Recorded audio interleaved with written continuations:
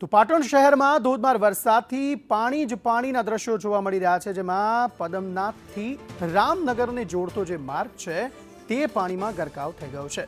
નગરપાલિકાની pre monsoon કામગીરીની વાતો અહીં પોકળ સાબિત થઈ રહી છે। રોડ પર પાણી ભરાતા વાહન ચાલકો મુશ્કેલીમાં મુકાયા છે। રસ્તા પર અનેક વાહનો બંધ પડી જતા ટ્રાફિક જામની સ્થિતિ સર્જાઈ હતી।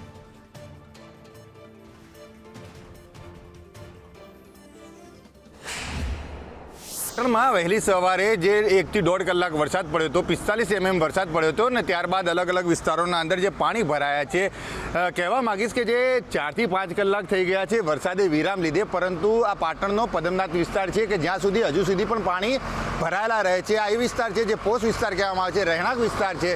અહીંયાથી લોકો ટ્રાન્સપોર્ટનું પણ અવર જવર રહેતું હોય છે। લોકો રહીશો જે હોય છે તે શહેરના અંદર આવતા હોય છે, તેમને નોકરી તેમજ રોજગારી માટે આવતા હોય છે। સ્વાભાવિક રીતે જો વાત કરવામાં આવે તો પાટણના અનેક વિસ્તાર છે, લીલીવાડી વિસ્તાર હોય, ચાહે ગુંગળી તળાવવાળો વિસ્તાર હોય, જનતા હોસ્પિટલવાળો વિસ્તાર હોય, ઘરનાળા વિસ્તાર હોય, તમામે તમામ વિસ્તાર છે તે અત્યારે પાટણના પાણીના અંદર ગરકાવ થઈ ગયા છે। સ્વાભાવિક રીતે જે પાટણ નગરપાલિકાની પ્રી મોન્સૂન પ્લાનની વાતો હતી કે જે પાટણના અંદર આ વર્ષે જો વરસાદ આવશે તો પાટણના અંદર પાણી નહીં ભરાય, પરંતુ તે વાયદા સમગ્ર પોકળ સાબિત થયા છે।